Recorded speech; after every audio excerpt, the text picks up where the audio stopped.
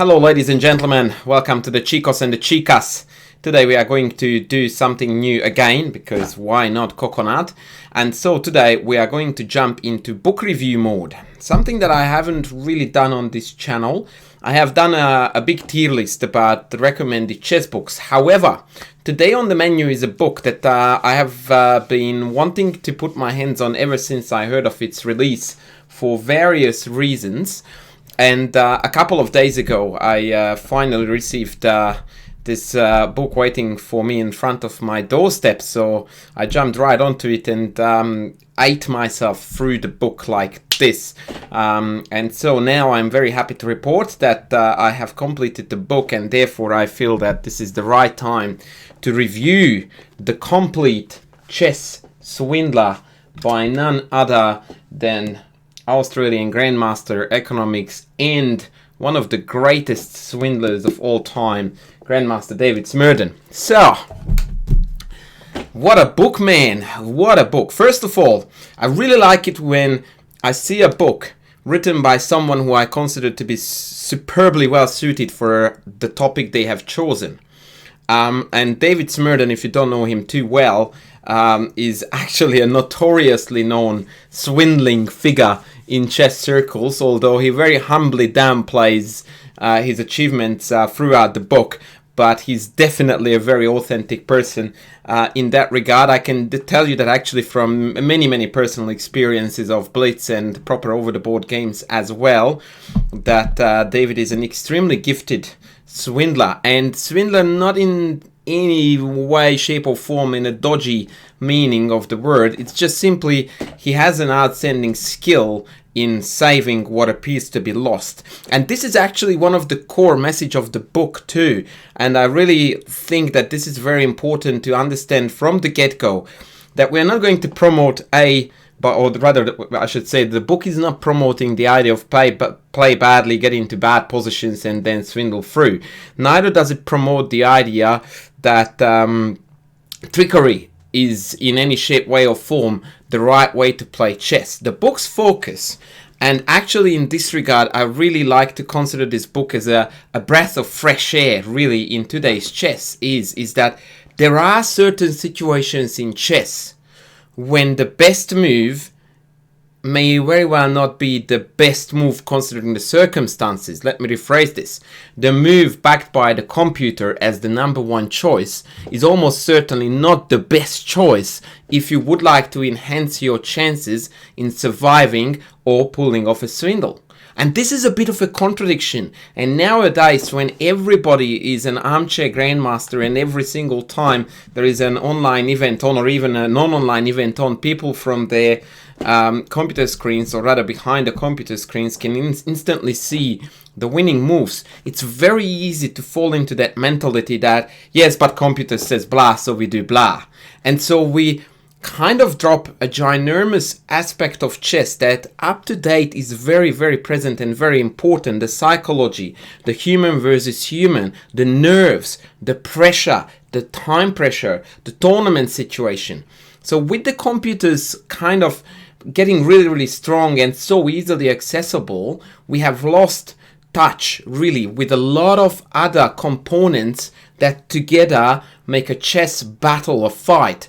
The dramatic war of two minds combined, really enjoyable, and something that, you know, back in the 70s people were willing to sit down in a theater room and watch what was going on the stage for several hours, because it was so fascinating, and all the psychology, all the preparation, even the politics, the whole shebang together just created such an atmosphere that really made chess an absolutely unique experience in terms of whether it was sport, art, some kind of creation of the mind, call it whatever you like. And with the computers coming in more and more, and as I said, more and more easily accessible almost on any website, we somehow tend to really focus on what's the best move and shove everything away. And funnily enough, I am, as a chess coach, also guilty of this, because almost every single time I'm trying to sort of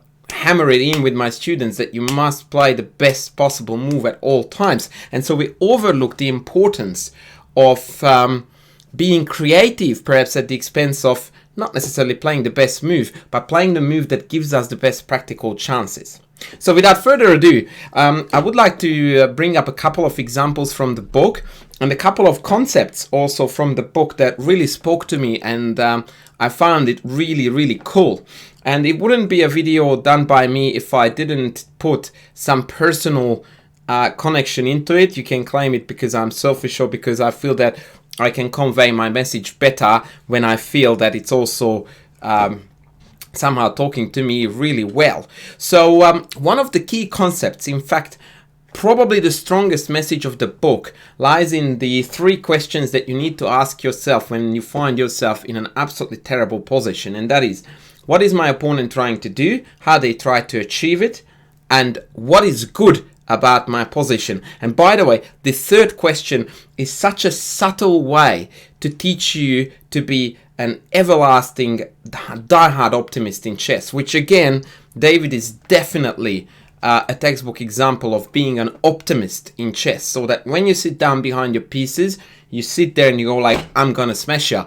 And the longer you can retain that mindset, irrespective of what's going on the board, the more likely that you will succeed. And so having that very important positive mindset, even in dire situations, can mean so much.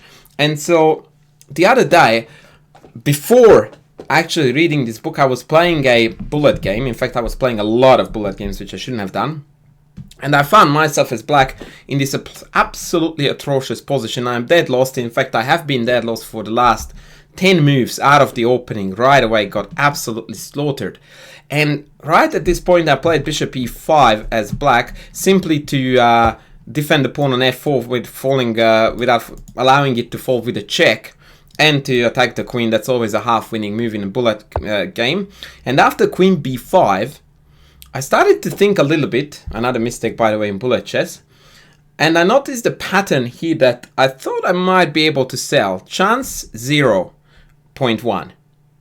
But why not coconut? Because I went like, well, what's good about my position is, jumping right away to the 3rd question by the way, is that I have this knight incoming and I feel that his king is a little bit weak. Now these are really far-fetched ideas, and you could almost slam them down, all of them, instantly. But once again, we are outside of the realm of what's right and what's wrong. Nothing is right here for black. The only thing that is right here is to throw in the towel and resign.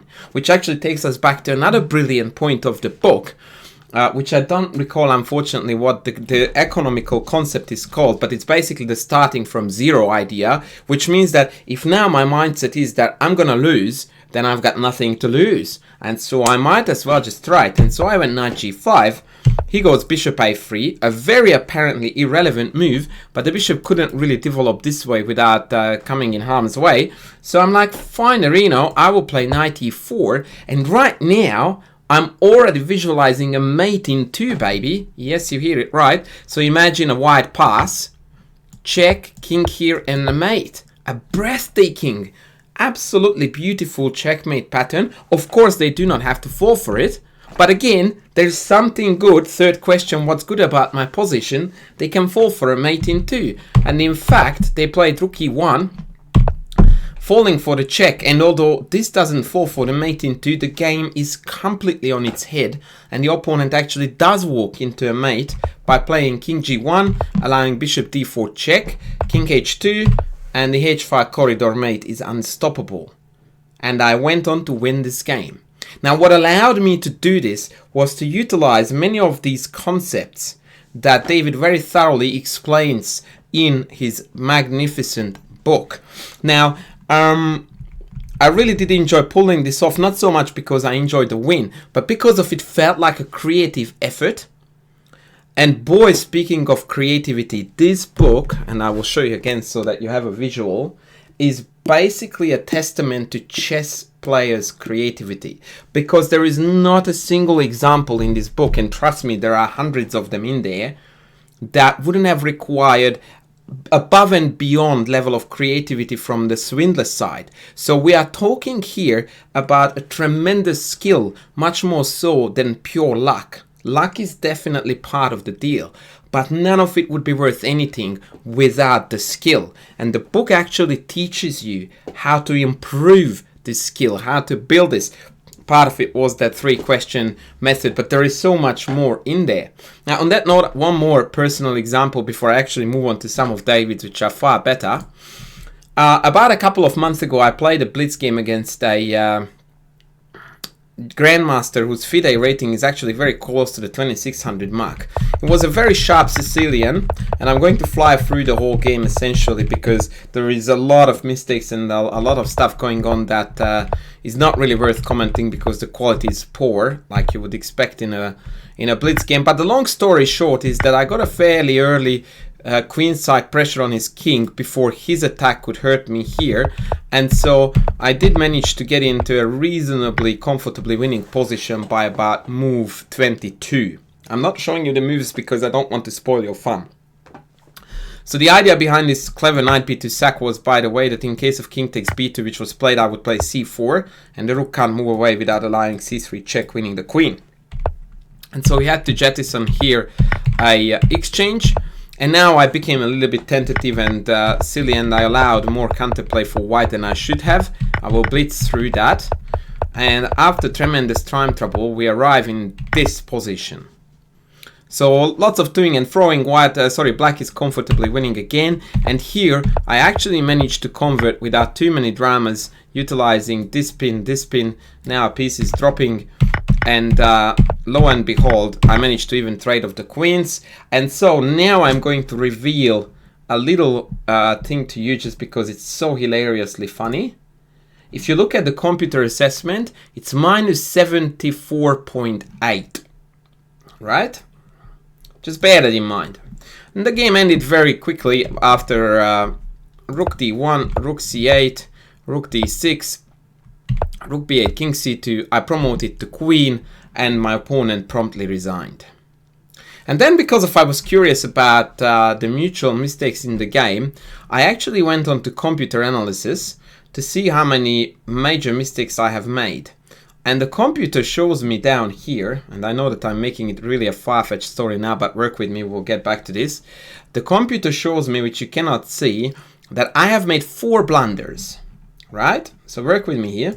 So I'm going back to the computer, to the sheet of the game or the record. Blunders are marked with double question marks, yeah? I think. So I've got 1, 2, 3.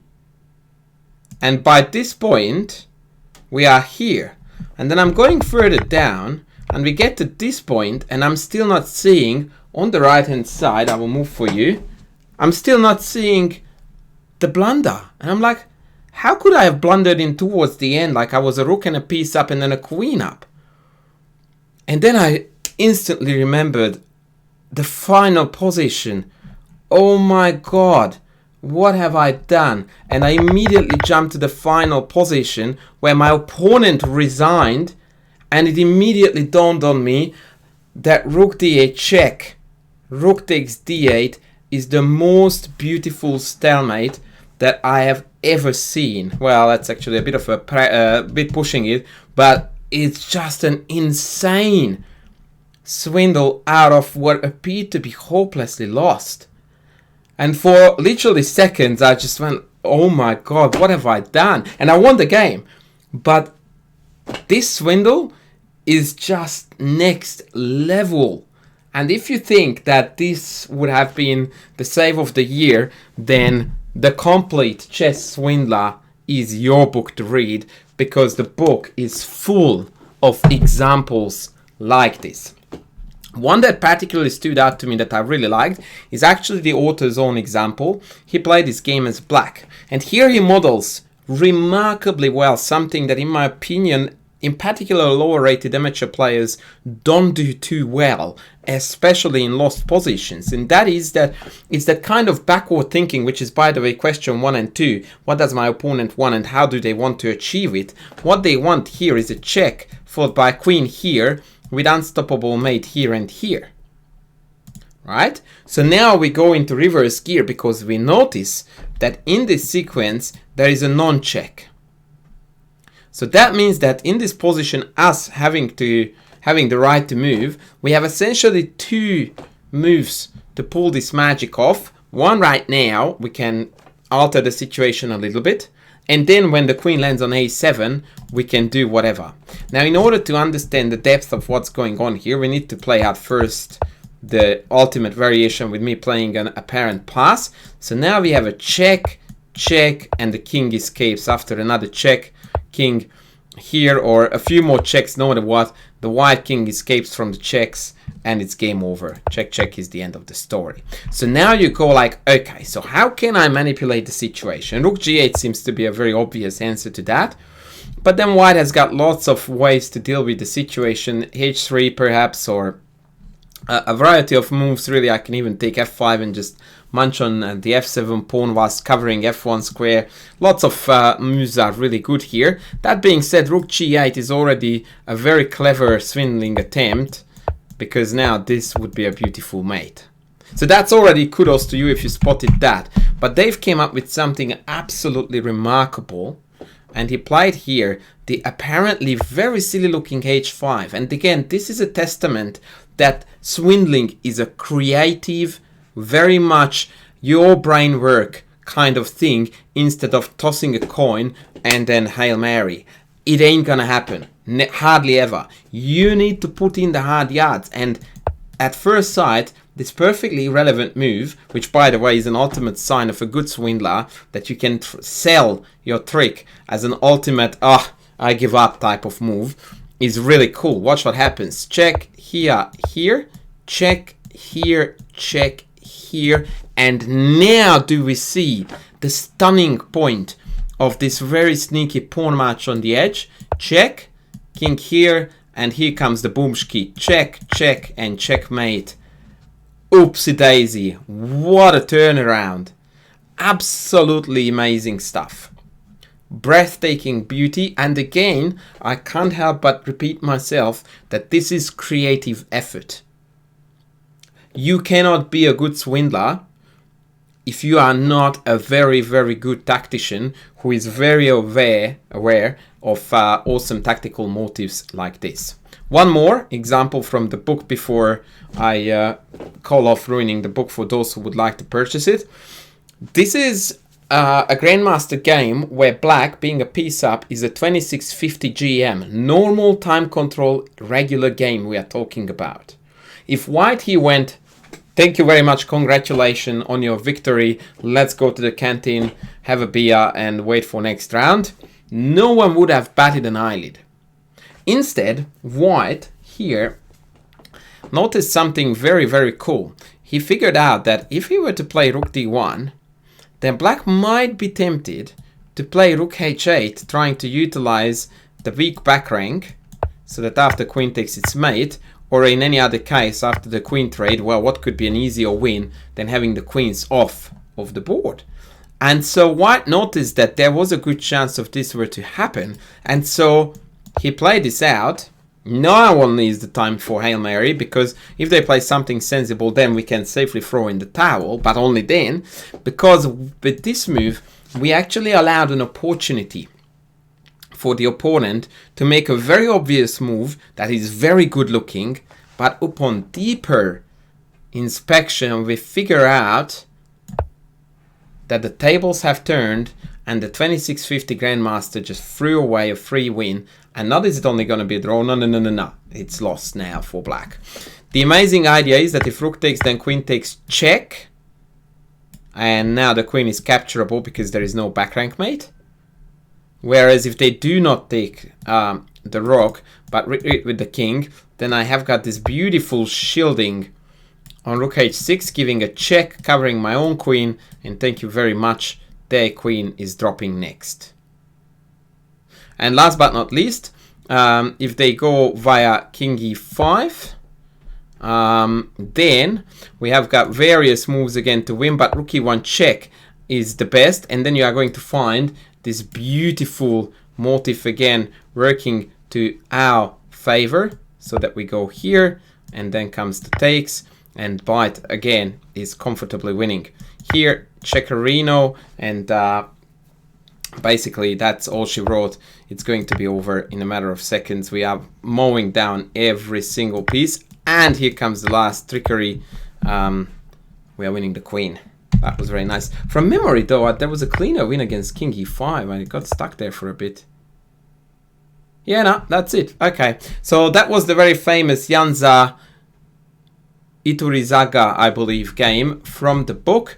And with that, I'm going to stop showing the examples before I break any kind of copyrights or create awkward situations. I think you get the idea.